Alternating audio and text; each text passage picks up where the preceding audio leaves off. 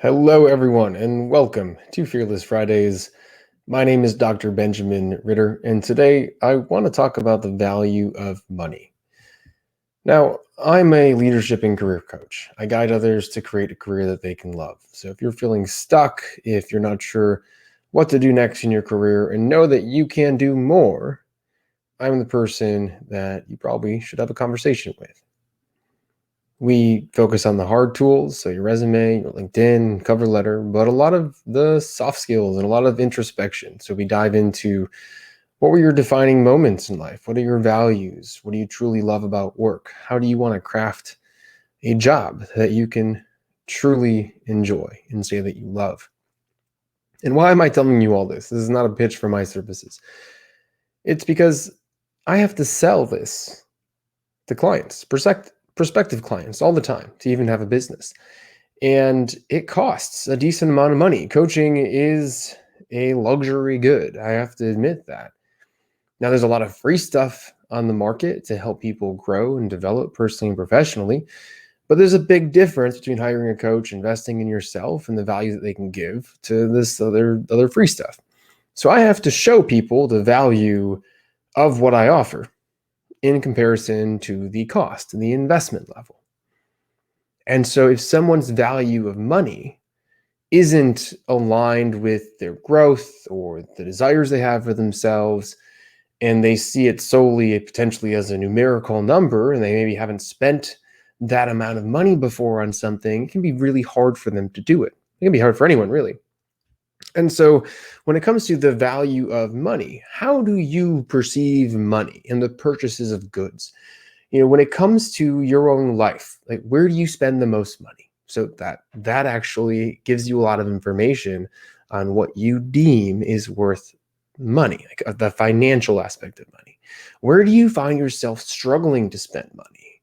This is, again, it highly represents the story that you're telling yourself about money. Me personally, I will spend everything on a trip. Now, yeah, I will try to cut costs here and there and save a little bit of money, but I'm thinking of the excursions that I really just opened my pocketbook to and just said, yeah, let's do this. So there's something about traveling and experiences that I feel really attached with when it comes to spending money. Now, coaching is something that I had to learn to spend money on. And it's something that you have to kind of flick this switch and say, okay, this is going to be worth more than the value of the money itself. Material goods, phones. I have a hard time spending money on the newest phone. A hard time spending money on clothes. And I get this. And so, but knowing this about myself helps me understand the stories that I have with that good and money. And so when you look at your own goals in your life, do you have a block? Like, let's say you want to invest in coaching, but you have a hard time thinking that it's worth the money.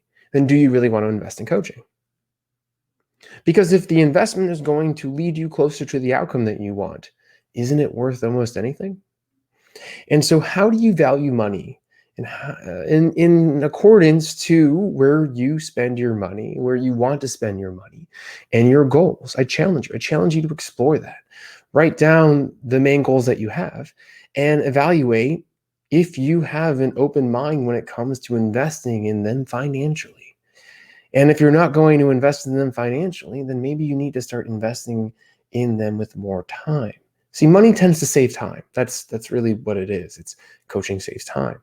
And if you are choosing not to invest in something because of its perceived value, understand that that value comes from your own stories.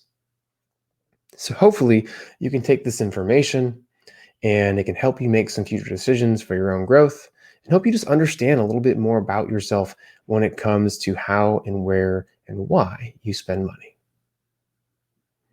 Now, if you've taken one thing away, if you've enjoyed this little tidbit, this Fearless Friday, send me a message, let me know, share it with a friend, give it a like if you find it online. And most importantly, everyone, keep on living for your